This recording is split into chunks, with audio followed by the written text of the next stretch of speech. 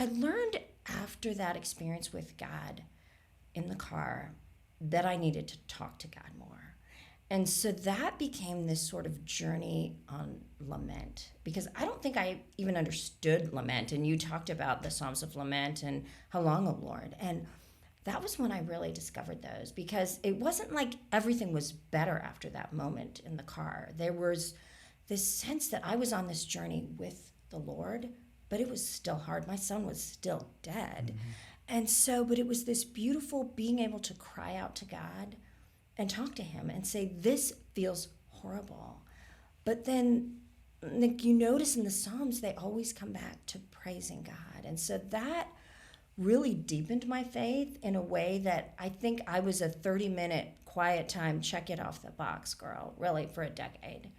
And that started to change my relationship with God, that God became part of my everyday, I want to understand how to pray the words of the Bible. So, for people who don't know, talk about lament.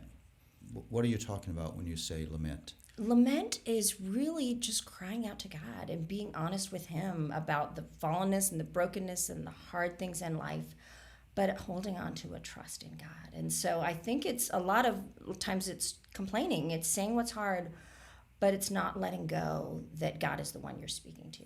Yeah, and again, the distinction is important. It's an act of faith, yes, to bring your lament to God, mm-hmm, versus a kind of grumbling, complaining that drives me further and further away from God. You just can't read the Psalms and not bump across those complaints. Yeah. And again, I think they're in the Bible to keep us honest, that faith is not about putting on this saccharine smile and acting like everything's okay inside of me when it's not okay. This is a God who says, come to me. You bring your burdens to me.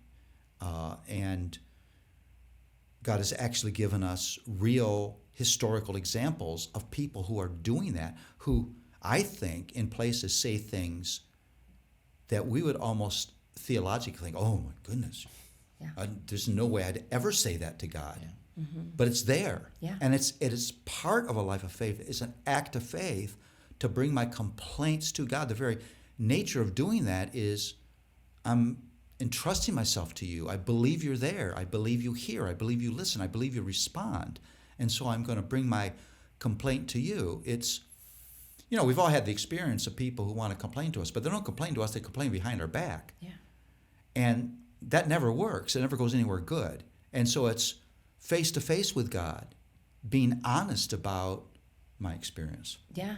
I ran across a quote one time that from a pastor who said the Psalms specifically give us permission to beat on God's chest, and I love that kind of visceral imagery, because if you think about someone who's angry enough to like be there in the presence of being angry and hit his chest, but he's still with him in that process. He's still like, there's still relationship there. It's tense, but it's there. I'm sure you felt like that in plenty of times. Yeah, it drew me to God in ways that I had not known before.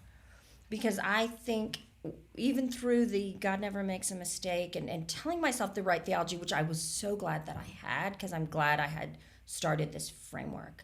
But at the same time, I don't know if God was as personal as when I started to lament and just sense his care, that he loved me enough to listen and to show me who he was in the midst of that pain.